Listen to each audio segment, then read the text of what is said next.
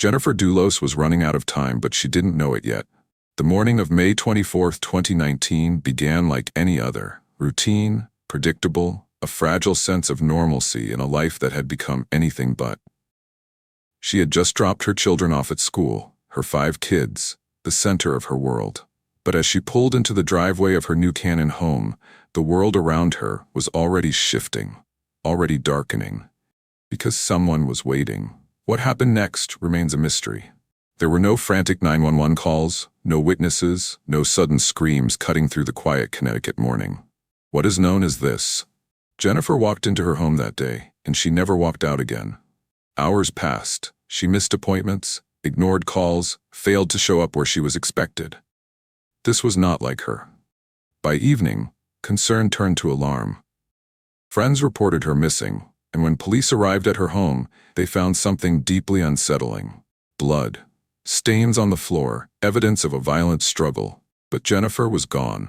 Her black Chevrolet Suburban was later found abandoned at Waveney Park, just 3 miles away, engine off, keys missing, no sign of Jennifer.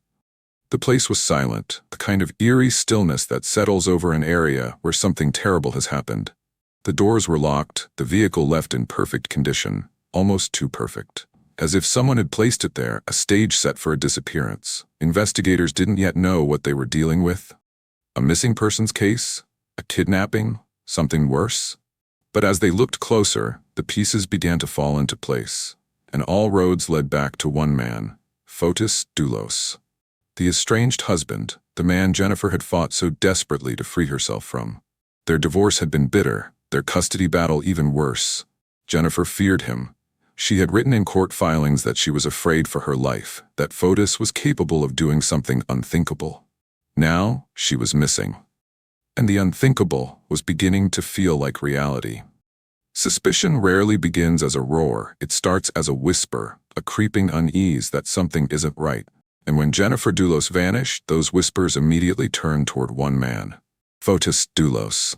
To the outside world, Fotis appeared to be the successful, charming businessman, the owner of a luxury home-building company, a man who lived in wealth and privilege. But behind closed doors, he was something else entirely. Controlling, unpredictable, dangerous. His relationship with Jennifer had unraveled into something bitter, something venomous. The woman he once vowed to love had become, in his mind, an obstacle, an enemy standing between him and the life he believed he deserved. The divorce had been messy. Jennifer had taken the children and fled their home in Farmington, moving to New Canaan out of fear. In court documents, she painted a chilling picture of the man she had once trusted. She claimed Fotis had threatened her, that he had a violent temper, that he had pressured her into dangerous activities. She feared he would harm her. She feared for her children. Now she was gone.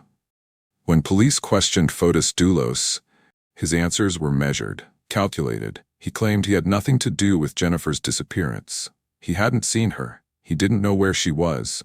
But his words didn't match his actions. He was calm, too calm. Almost as if he had prepared for this moment. Investigators weren't convinced. They searched his home. They examined his alibi. And then, they turned their attention to the woman standing beside him, Michelle Troconis, the girlfriend. She had been with Fotis for years, stepping into Jennifer's shadow before she had even fully stepped out. She knew more than she was saying. The question was, how much? As investigators dug deeper, they discovered something chilling. Security footage from the night of Jennifer's disappearance. A man and a woman driving around Hartford, stopping at random locations, dumping garbage bags into trash bins. When police recovered those bags, the truth spilled out. Jennifer's blood was inside. Clothing, zip ties, cleaning supplies, the evidence of a cover-up. And the man caught on camera? Fotis Dulos. The woman beside him? Michelle Troconis. Jennifer Dulos was still missing. But now police weren't just searching for a mother. They were unraveling a crime that had been planned, executed, and then desperately concealed. Fotis had an explanation for everything. Michelle claimed she didn't know what was happening, but the evidence was stacking up, and the walls were closing in. The truth has a way of clawing its way to the surface, no matter how deeply someone tries to bury it. And for Fotis Dulos and Michelle Troconis, the truth was beginning to slip through their fingers. Investigators weren't just looking for Jennifer Dulos anymore. They were following a trail of deception, a trail stained with blood. And that trail led them straight to Hartford, Connecticut. Surveillance cameras don't lie. They don't forget.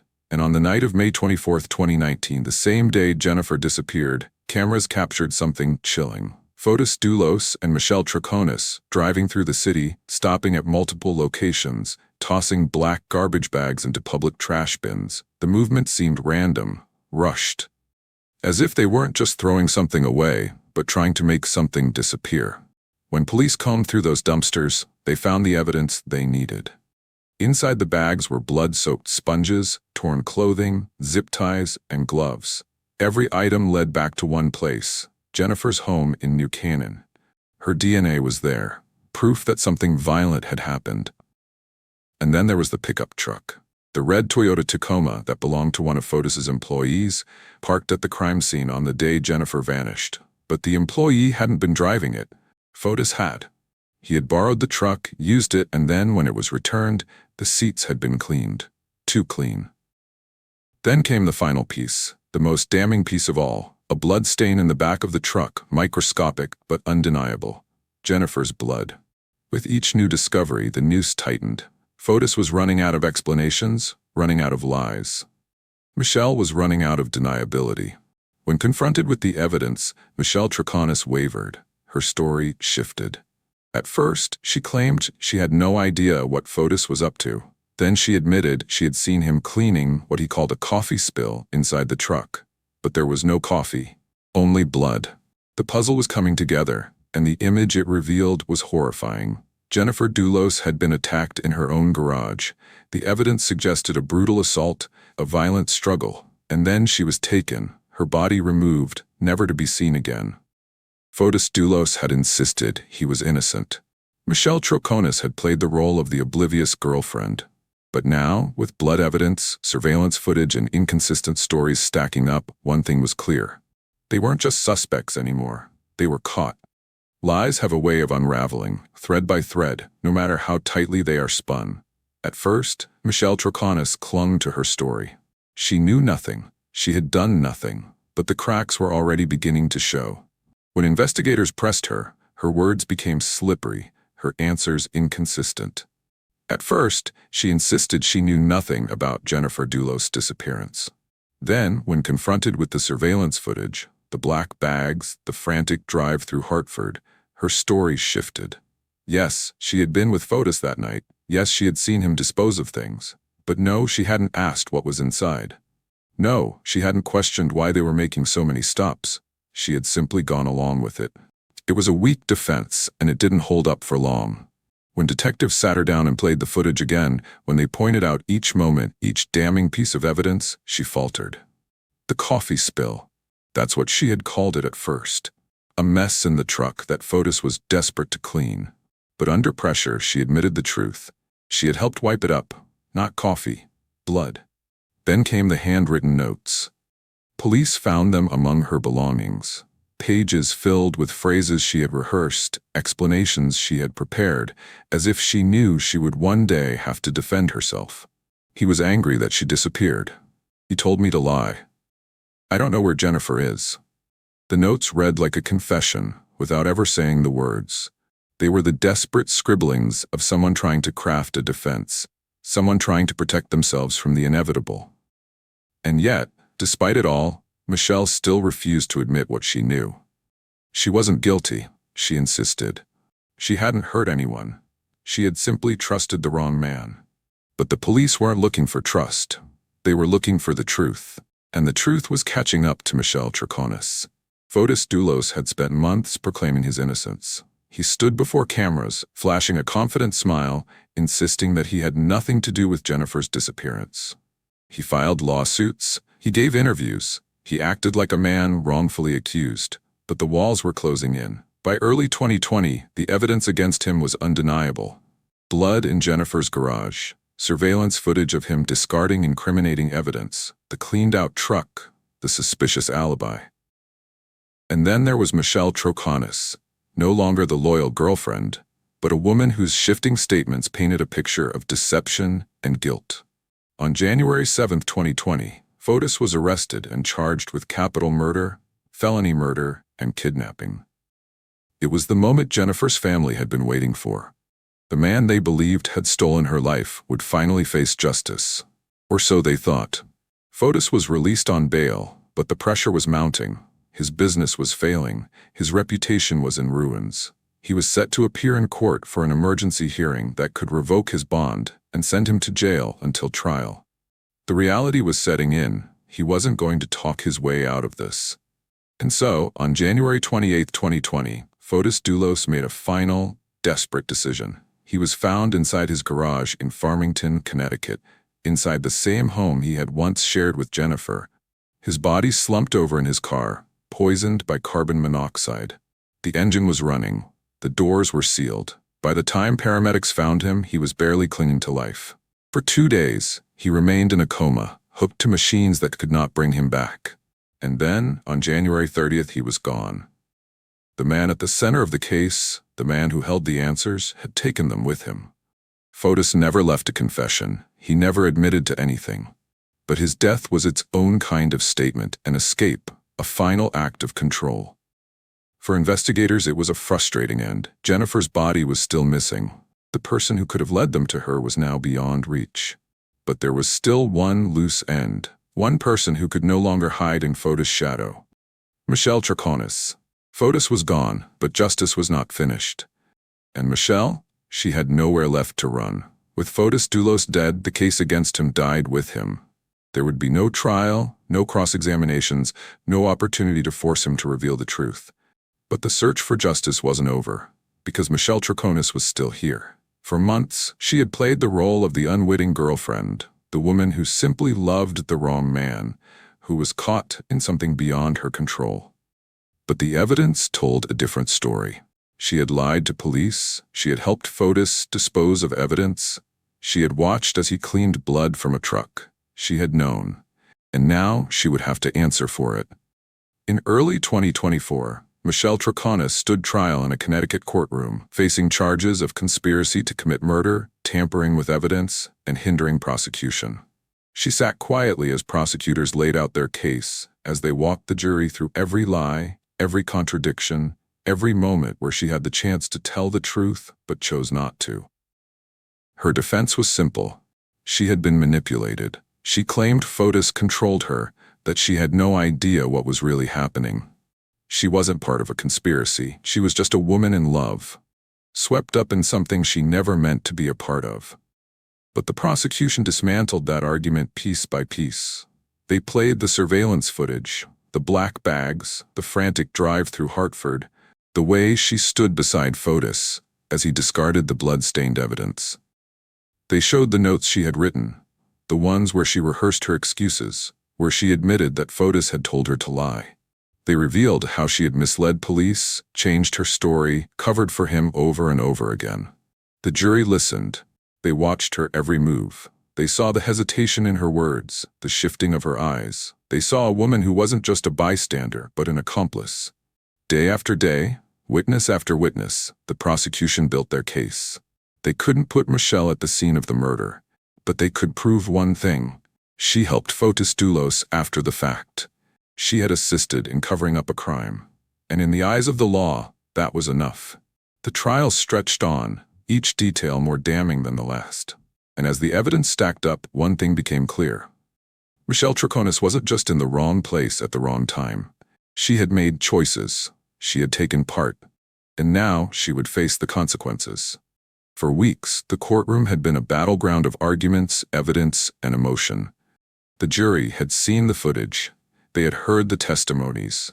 They had listened to Michelle Troconis insist that she had been misled, that she was nothing more than a woman caught in the gravitational pull of a dangerous man. But was she a victim, or was she a willing participant? The answer was about to be decided. As the jury filed back into the courtroom, a heavy silence settled over those in attendance. Michelle Troconis sat still, her expression unreadable. She had spent years avoiding this moment, years weaving a narrative of innocence. But now she had no more control. The judge asked for the verdict.